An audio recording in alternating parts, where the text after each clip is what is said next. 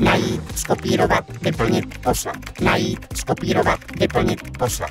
Rutinní, donekonečna se opakující činnost tvoří velkou část práce mnoha zaměstnanců. Ať už je to evidence faktur, archivace podkladů, vyřizování objednávek nebo mnohé další. Dokola opakované úkony lidi ubíjejí. A co je nejhorší, dělají z nich roboty. I když to může znít nečekaně, řešením je právě robot. Konkrétně technologie RPA, tedy robotická procesní automatizace. Nejde o klasického robota, nemůžete se ho dotknout a dokonce ho ani vidět. Řešením RPA je softwarový robot, jinak řečeno program, který běží na serveru nebo někde v datovém centru.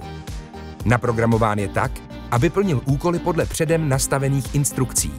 Může za vás například zaevidovat a zaplatit faktury, vybavit objednávky, zpracovat mzdy, vyplňovat reporty, posílat e-maily či oznámení, stornovat objednávky, přepisovat data mezi různými systémy, vytvořit uživatelské účty novým zaměstnancům nebo mnoho dalších opakujících se úkonů, které zabírají zbytečně mnoho času. Vytvořit nového softwarového robota trvá 2 až 16 týdnů. Funguje tak, že se připojí do aplikací, získá z nich údaje nebo zadá příkazy, podle toho, co potřebujete. Současně dokáže rozpoznávat dění na obrazovce počítače, tedy z ní číst. Na základě toho dělá rozhodnutí či úkony, jinak řečeno kliká, píše či pracuje s daty na místo člověka. Softwarového robota dokážete naučit prakticky cokoliv a jeho dovednosti postupně rozšiřovat.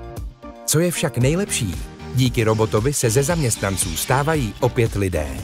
Přebírá totiž nudné robotické činnosti a jim zůstává více času na kreativitu. Robot je schopen pracovat 24 hodin, 7 dní v týdnu. Zadání splní 2krát rychleji než člověk.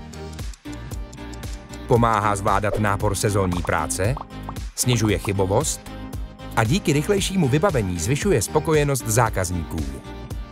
Investice do RPA se vrátí do 6 měsíců, u velkých projektů do 1,5 roku. Až v 60% povolání je možné na robota nechat alespoň 1/3 činností.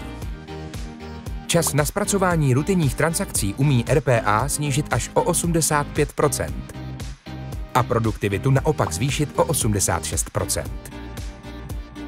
Jeden robot dokáže převzít rutinní agendu 5 lidí a přitom pracuje v souladu s GDPR.